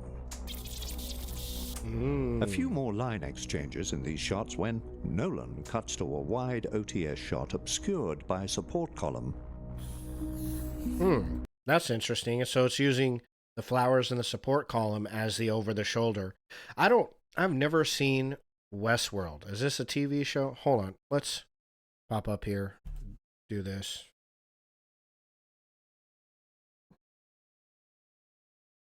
Oh, it is. You've seen it. Oh, you like Westworld, huh, Cutie Pie? Okay. All right. Well, I'm glad you're here. Didn't have to go hunting around for it. Thank you. I appreciate that.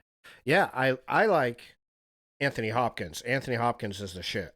You know, he was awesome as Hannibal Lecter, obviously, but he's good in everything he does. So it's about a made-up world, so to speak, full of robots that look exactly like people. Oh, really? Is this based off the movie?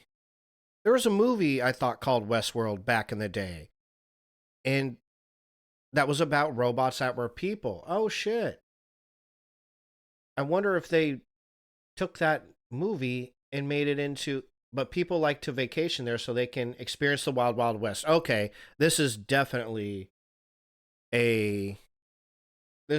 to be a TV show based off of the movie, because that's what the movie was about back in the day. And they can kill and have sex. Well, it wouldn't be a vacation if you couldn't. So, okay, this is what you're talking about. Here's the television show, 2016 sci-fi, 3 seasons. All right. But there was a Westworld movie. I was positive of this. Westworld movie. Yeah, here you go. 1973, Western sci-fi. This has to be what it's based off of. A robot malfunction creates havoc and terror for unsuspecting vacationers at a futuristic adult-themed amusement park. Yeah, that's totally based off the same thing. So they made the 1973 movie into a TV show. Wow, that's pretty fucking cool. Okay. Yeah, we might have to watch that one of these nights, Cutie Pie. I'd be interested in that. Learn something new every day. Cutie Pie over here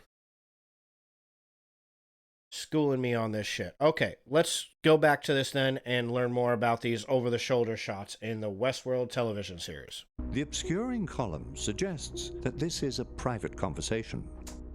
I came here once as a child with my parents. I think we even sat at this table.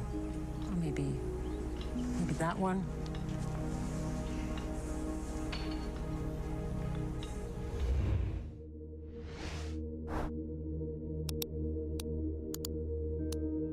When you place your camera over the shoulder of an actor, you create a subconscious connection within the mind of the viewer that says these two characters are on the same page. Ford and Teresa are having a meeting, but the scene doesn't end here. Number 2, disconnect your characters. Just as having a visual presence will create an emotional connection, any visual absence within your frame will create an emotional disconnection within the mind of the viewer. Jonah Nolan knows he can cut to a single anytime he likes, but instead he decides to do something a little more elegant. And he does it after this line. When I started working here, I realized this place wasn't something I would enjoy. Nolan places his camera on a dolly and uses a push-in. In the beginning, I imagined things would be perfectly balanced. Even had a bet with my partner, Arnold, to that effect. We made 100 hopeful storylines. Of course, almost no one took us up on them. I lost the bet. Arnold always held a somewhat dim view of people. He preferred the hosts. He begged me not to let you people in, the money men. The characters cease to be connected. They are no longer on the same page. We are no longer in an OTS MCU, but rather a single close-up. That's interesting. Then, and it's so subtle, too, how that movement slowly cuts them out of each other's shots to symbolize that disconnect in the conversation. Really crazy. And so now he's going to talk about the waiter. Okay, let's see what the waiter has to Nolan say brings about back this. our waiter. It's not a business venture, not a theme park, but an entire world. And the characters are now connected, not by one another, but by the visual presence of the waiter. Until this happens. Oh. Teresa is completely isolated, signaled by the close-up framing. When we cut back to Ford, the waiter is still in frame, because Ford and the hosts have a connection. Oh. But Teresa does not. So I will ask you nicely, please, don't get in my way. This moment in the script is establishing to the viewer just how alone Teresa really is in Westworld. So, all these people were robots, huh? Man, that was fucking wild. That's so insane how... You see, this is... Okay, rant time. Popping back over here. We'll get back to that in a minute. So, it's just crazy. That's the whole point of why I'm making an entire, 2-hour live stream diving into angles, why I'm watching these videos and learning about camera angles and bringing you along for the ride. Because if you want to be able to really critique what's happening in a movie and how it's making the audience feel and how it's accomplishing this emotion, that right there is a perfect example of that, right? I can't describe it any better than this motherfucker just did, right? That was perfect. That's seeing all that play out, how they use the dollies to cut each other out of their shots. It's perfect. And that's so awesome that that much thought is put into just the things like camera angles, shots, uses of a dolly, and things like that. That kind of thought process is the kind of stuff you're looking for when you're trying to review or critique a movie. And that's the kind of stuff that, for me, and I think a lot of moviegoers, probably anybody who's watching this stream, that's the kind of shit that really stands out. When you got somebody who can pick that stuff out and explain it to you, it's like, wow, fuck, I didn't realize, It's like having somebody, in a recording studio who can pick out aspects of a track and say, okay, see this, see that, hear this, do you hear that? Do you hear how they're doing this and how it does this? It completely transforms the way you listen to music. And this right here, this kind of stuff completely transforms the way you watch a movie, right? And to me, it makes it more enjoyable. It makes it more complex, right? Which to me makes it more enjoyable. And So, yeah, I just love that kind of shit, right? So that's why we're going over angles. That's the perfect exemplification of throwing big words on you now. The perfect example of why we're going over angles, why angles actually matter to film theorists. They're not just creating a bunch of bullshit reasons and pretending like it's important that you listen to them when it comes to camera angles.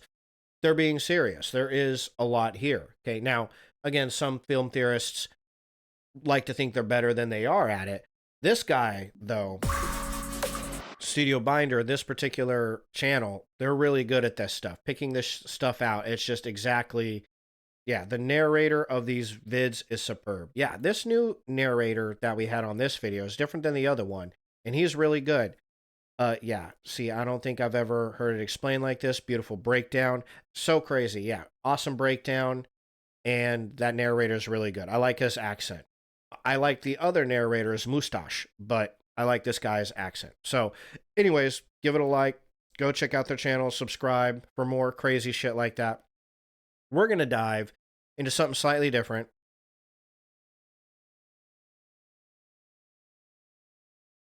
Whew. All right, another cough. I'm dying with these coughs here. We're going to go over to Sean Dolinsky's channel. All right, let's pop back over to the YouTube screen.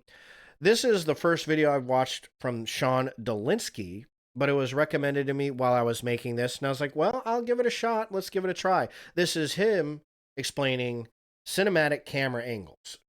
So we're going to see what he has to say about it, and if he does a good job, then we're going to subscribe and like this channel, because he's got considerably less subscribers than those other two channels I showed you, which were all comfortably sitting around 1 million plus, roughly around 1 million subscribers. He's still at 30,000.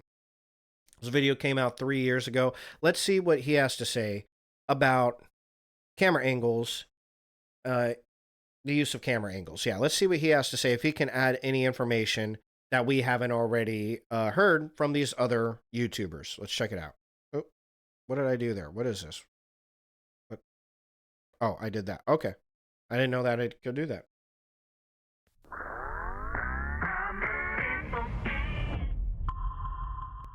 Welcome to part 2 of my Introduction to Filming Techniques video series, which will be all about camera angles. If you missed the first video about shot sizes, make sure to check out the link in the description below.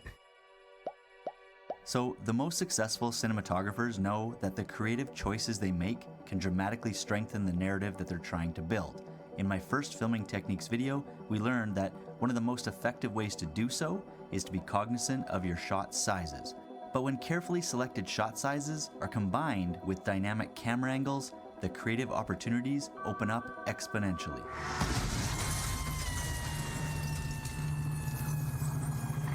Now, in order to understand camera angles better, we're actually going to break them down using 4 different parameters: pitch angle, camera height, orientation, and point of view, which together will determine the angle of each shot you take. First, let's talk about pitch. That's kind of a different way to go about it. Okay, I'm digging this. I'm really liking the title cards on each screen.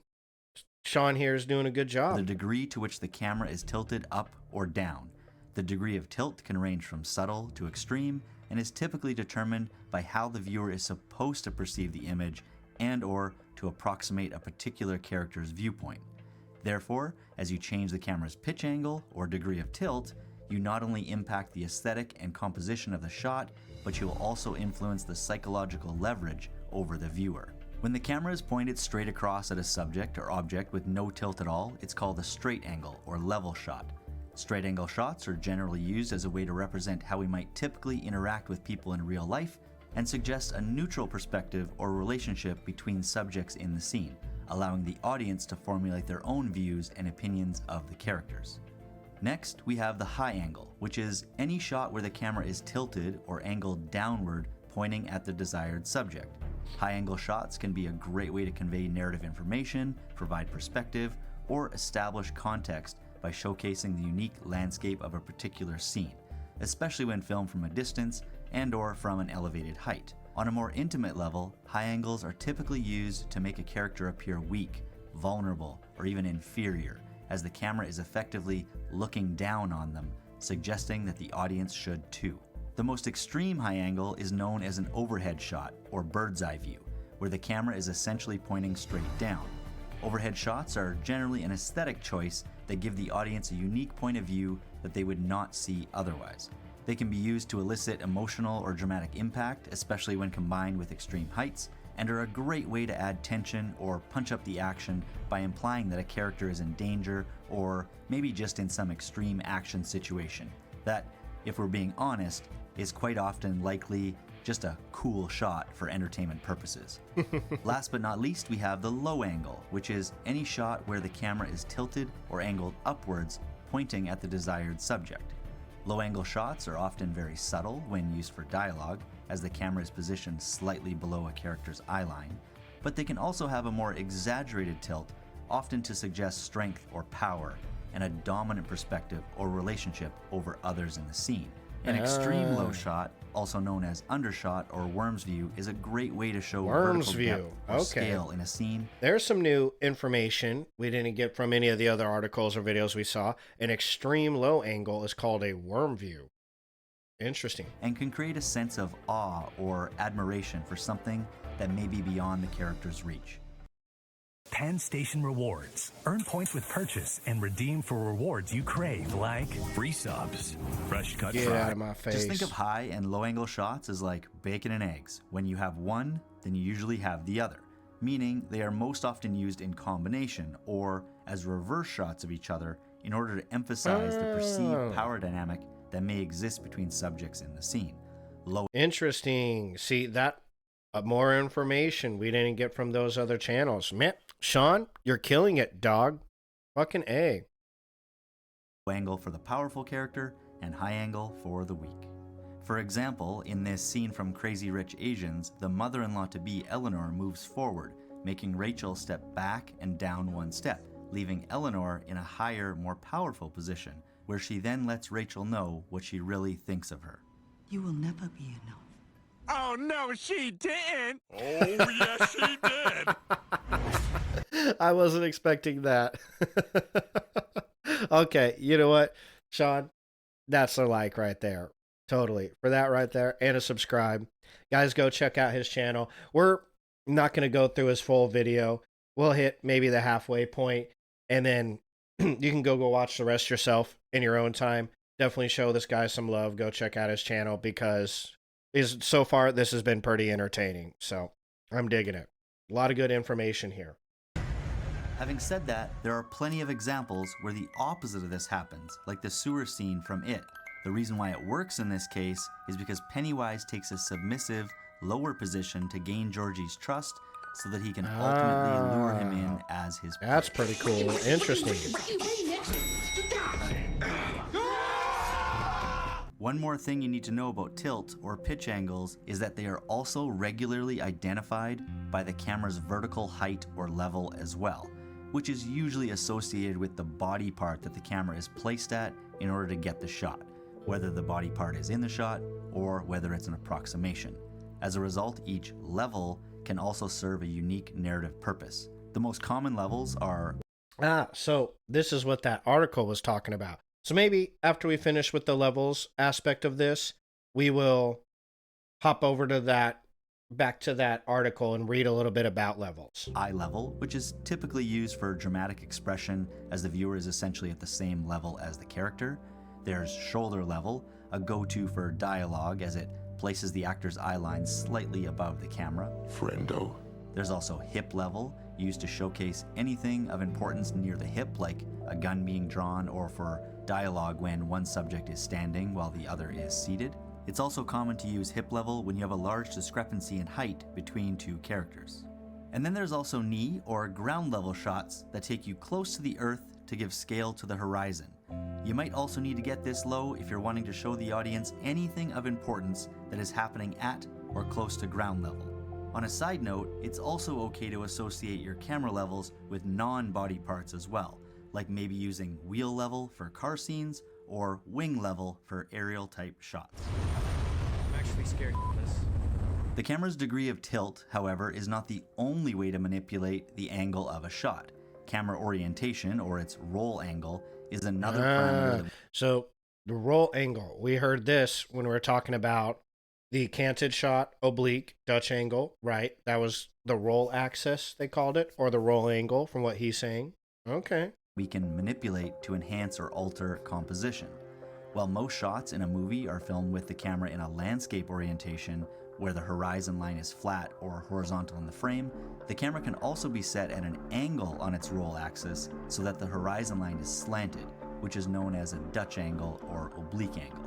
Dutch angles are often used to show a disoriented or uneasy psychological state and or to increase dramatic tension, implying or suggesting to the audience that something is just not quite right. Now, if you twist the camera all the way to 90 degrees, you will get a vertical shot, which is obviously an effective orientation for shots that are meant to look like video that was filmed on a smartphone or for social media. Having said that, there's plenty of short films online now that were filmed entirely in vertical orientation. The final and probably most disregarded of the camera angle parameters is point of view, or the orbital position that the camera is placed around a subject within a scene. The orbital position establishes the camera's and therefore the audience's point of view relative to the subject of interest in the shot, whether that's from a third-person point of view where the camera is pointed at the subject, or a first-person subjective point of view where the camera takes on the perspective of the subject. The first of the third-person point of views is a front angle shot, where the camera is obviously placed facing the front of the subject or subjects in the scene. When framed wide, front shots can be used to showcase a large group of people, for action shots, or to establish where a character is coming from, or maybe even what is happening behind them at any given moment. When framed as a close-up, front shots are commonly used to highlight specific details, actions, emotions, and or facial expressions of a character. Marvel, for example, does a great job using them for Iron Man's HUD shots to help us focus on his expressions and to keep us locked into his world. Me? And just like high and low shots, front shots are often paired with back shots when the story needs more context. A side angle or profile shot is when the camera is placed facing the side of someone or something. Profile shots are an interesting choice for any interaction between characters, be it a face-to-face conversation, two characters kissing, a stare down, or even a full-blown confrontation or fight.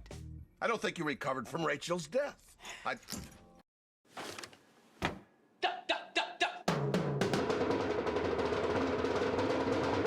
Side shots are also... Is it just me, or commercials getting weirder and weirder, right? Or have they always been weird?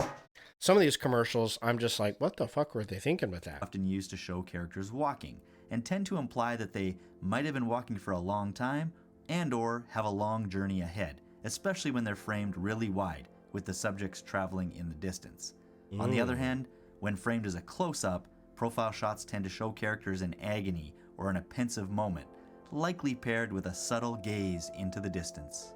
Next, we have angled shots, which is where you offset the position of the camera, either off to the left or to the right of your subject, and or at an angle within the room or environment you're filming in. Composing your shot at an angle helps to create depth in the scene, achieve balance within the frame, and provide context between subjects. These elements of composition are important whether you're filming a fight scene, a chase scene, or even just a scene with people talking to each other. Dialogue scenes are undoubtedly one of the most common scenarios where you will see angled shots in film. Filming a conversation at an angle, like this over-the-shoulder shot, not only shows how the... We just learned about that. We know all about them. See, and he's going to keep going into POVs, so I'm going to break it right here. Go check out the rest of his video for that, because here's even more stuff. Camera movement explained by Sean Dolinsky. Let's see. Get out of my face, Norton. Norton Security pops up 15 times a stream. And what was this? There was someone over here. Beautiful Breadfruit Studios. Camera angles explained. Interesting. I'm going to have to check these guys out too. So I can check them out for a little later. But yeah, make sure you go over to Sean Dolinsky's YouTube channel and check out the rest of this video. We're going to read a little bit more on levels. He kind of gave us a good idea of the camera levels, but let's go over here and pop over to what Soundstripe has to say about this. Hello again. Okay, so eye level shots. Going back to our medium or standard camera shot type, eye level shots are often thought of as the best starting point for simply framing up a regular shot. It makes sense too, as eye levels would mostly closely mirror how a person would normally perceive the world. By setting your camera at what would be your natural eye level, the psychology behind the camera shot allows for viewers to feel a natural connection with our subjects or subjects. From there, you can experiment with adding different camera shot angles. However, if you truly want a basic setup for a simple YouTube video or a boilerplate film scene, this should be your first choice. So, basic shot, sets on a level. C is kind of like meant to, replicate how you would normally be talking to somebody, right? Unless you're like a super tall motherfucker or a super short motherfucker. Then we have sitting level shots.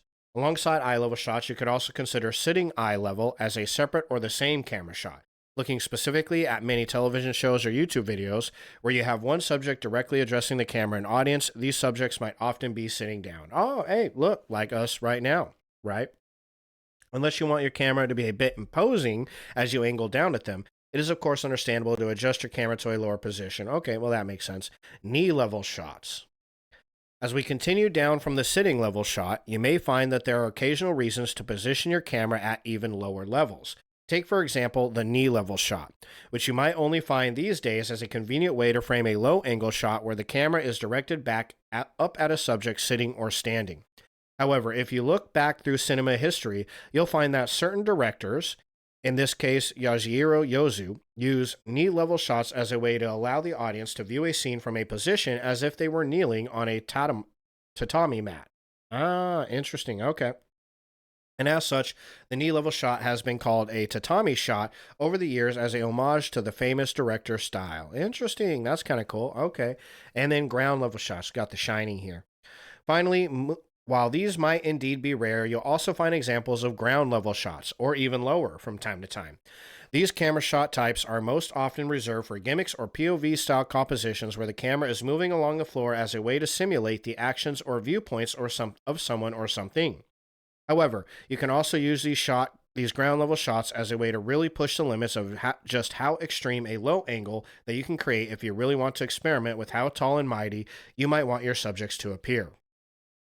Interesting. Okay, so there's a basic rundown of basic shot levels, which adds to which, kind of, I mean, it is a part of an angle, I guess, right? That kind of, angle kind of refers to pitch more when you're speaking of angles anywhere else. You're talking like they said, the camera pitch.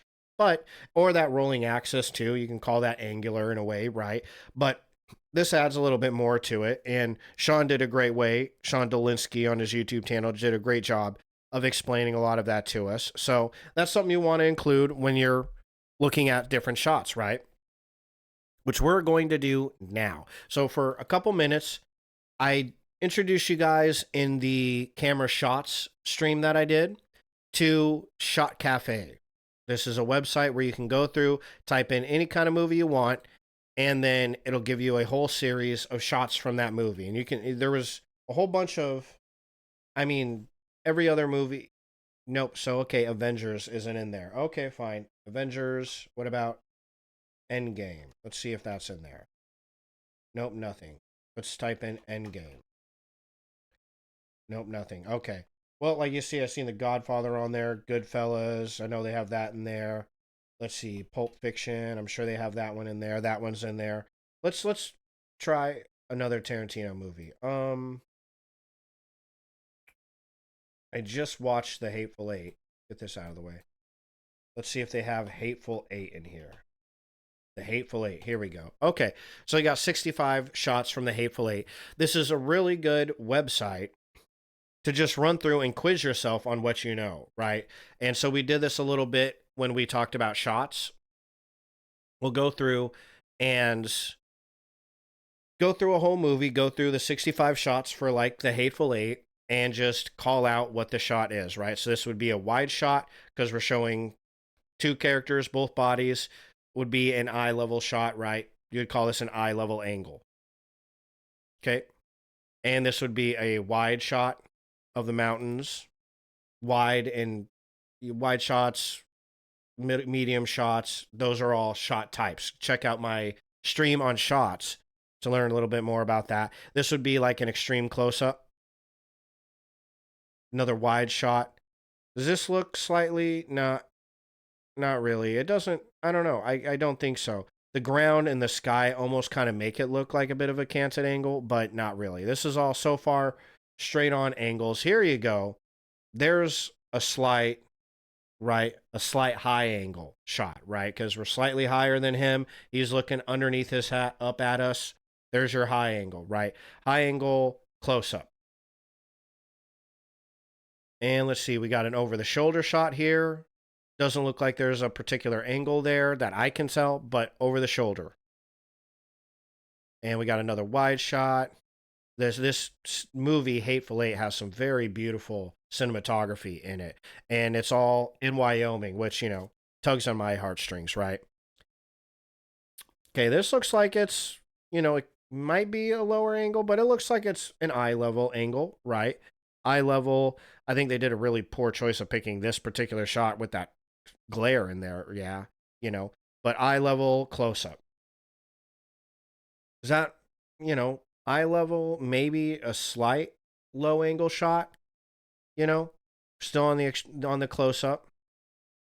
Here would be, this looks like this is a little bit of a high angle, slight high angle.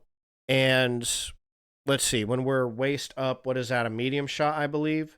A medium shot or medium close up, I think you would call that. Okay. And here's that God's view, bird's eye view right there. Okay. So an extreme high angle. And another wide shot. Very pretty too. So we're just below the hips here on this one. I don't know if you would call this a cowboy angle, though. I'm not entirely sure on that. That might not be a cowboy angle. Or cowboy shot. Looks like eye level angle, though, right? And here we go, waist up, medium shot. I'm thinking this was a medium shot, was it? Or medium wide, maybe? And this is a medium or medium close up. Eye level again. Medium close up, eye level again.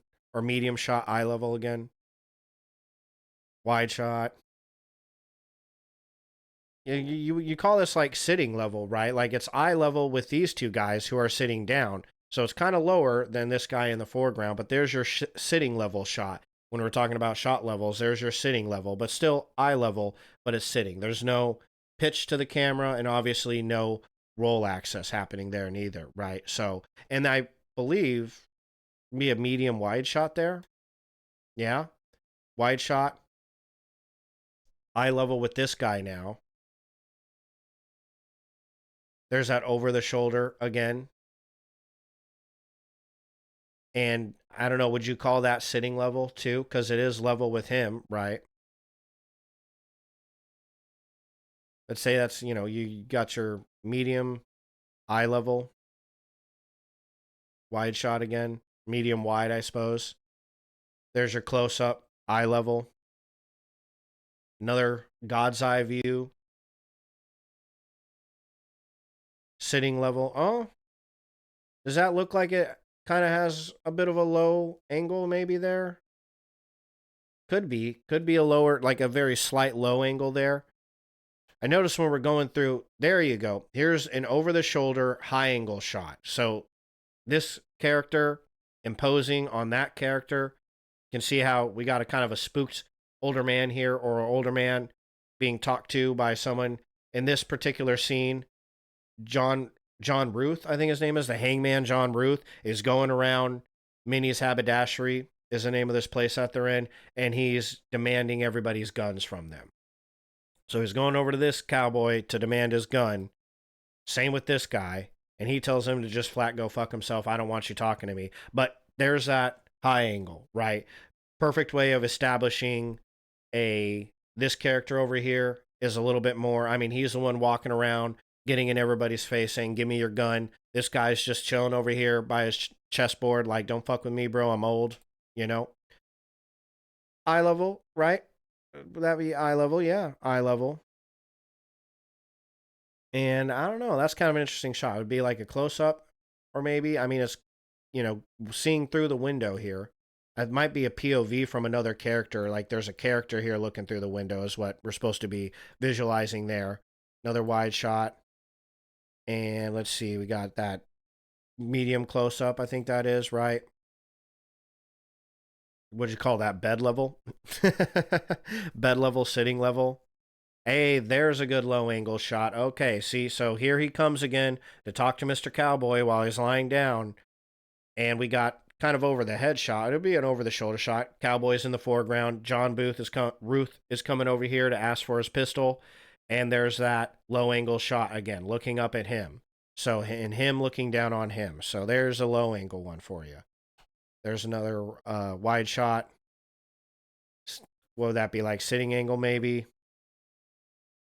Not getting into too many angles. Or sitting level, excuse me. Sitting level again. There's a close up. And there's wide angle. Wide angle. Close up.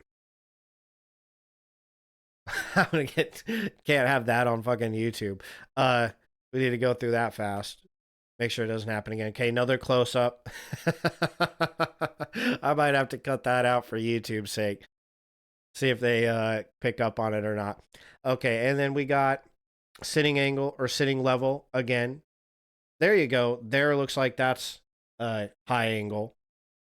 Very slight tilt in the high angle. So as we're going through these slides, you can kind of say, you know, the Hateful Eight doesn't seem to have a lot of extreme camera angles in it, right? We're not running into a lot of extreme camera angles. We are running into multiple God's eye view, but that's about the most extreme we're getting. All of the high and low angles we're seeing, which isn't many, seem very slight, like this. Very slight. And so, yeah, this is, all in all, I just wanted to introduce this to you guys because it's really good practice. Really good practice in being able to name different types of angles and just burn it into your brain. Run through this and do it a few times and you'll get really good at really quickly being able to call out angles, different angles and different shots. So that's the whole point of that, right? Let's see, you get out of that. So again, just like the shot stream that I did a few weeks ago, I think that was last month I did shots. I'll keep Shot Cafe. This will be linked in the description below the video, which I'll upload tonight. So by the time anybody on YouTube probably sees this, for the most part, most of you will be able to click on Shot Cafe. And if you're interested in getting a little better at naming off your camera angles and camera shots, this will be your go-to resource for that, right? And then last thing I wanted to show you guys, Studio Binder has another video that we're not going to go over. It's a 13-minute video. Let's see, there you go. Ultimate Guide to Camera Angles, Every Camera Shot Explained. Okay, so that's another really good video to check out. Again, that's that Studio Binder that I love so much. So go over there, check that video out, give them a like. It, kind of goes over a lot of the information we went over today, but adds something new. Kind of like Mr. Sean Dolinsky did for us, adds some more information, right? Can never have too much information. I'm not going to go over this video with you. I'll let you do it on your own time. Again, it'll be linked. All of the videos we went over today will be linked in the description below my video on YouTube. So if you're watching it, you can click on that. But that about covers it for me today, right? We're a minute away from my general 2-hour cutoff time for the most part. I don't usually, sometimes, I don't pay too much attention to that, but there's nobody watching right now. So, and I'm hungry, so it's a good moment for me to go ahead, call it quits, and, oh. Yeah, that is good to know, Cutie Pie. I don't know how long ago you typed that. I just now saw that, but yeah, it is. I mean, YouTube still, let's see, pop this over here. Yeah, YouTube will still not copyright strike, but copyright claim some of these videos. Like I was actually thinking that earlier. I'm positive because I've shown so many clips to so many movies in the stream today. Once I post it as a video to YouTube, it's definitely going to get a copyright claim for sure. And now, because I showed that still from Hateful Eight, I might get a nudity one too. I'm going to have to maybe cut that part out, showing a naked dude. And so that's no bueno. But yeah, it'll be a copyright claim, but not a copyright strike. They won't take the video down for showing the clips, but they will limit who can see it. And it's not a big limit. It's a teeny tiny little baby limit, but they still do that. But yeah, it is good to know, right? For sure. All these YouTube videos we've gone over were the ones that showed the clips originally. So if their videos are still bringing in views and making money, then, you know, mine will too. So absolutely, that is good to know. Absolutely right about that, Hot Stuff. But I don't know how long your comment was sitting there before I realized it. I got all carried away with all the camera angles and such. But anyways, so that covers my stream today for camera angles. If you're watching this on YouTube, I hope you learned something new. If you did, please leave a like and subscribe and check out some of those other YouTubers. They got a lot of information to give you. I am outski on streaming for the weekend. Don't stream on the weekends. So I'll see you guys next week for Mental Health Monday. That'll be my next stream.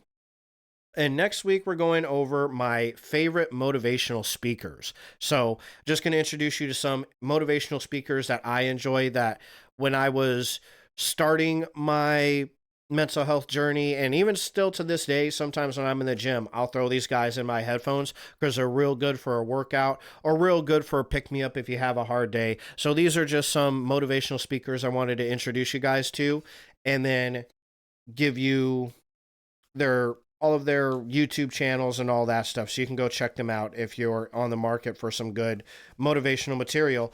The next Film Buff Friday will obviously be next Friday, and we'll be doing a deep dive into lighting, the fourth element of our 8 Elements of Film Theory video series. But that does it for me today. To anybody who did pop into the live stream, thank you very much. Like for you, Cutie Pie, thank you very much for tuning into the stream. As always, my #1 fan, everybody. And to anybody who sees this on YouTube, thanks for checking the channel out, and I hope you enjoyed the video. And please come back for more film theory oriented content. But in the meantime, you all have an awesome weekend, and I will see you Monday. Peace.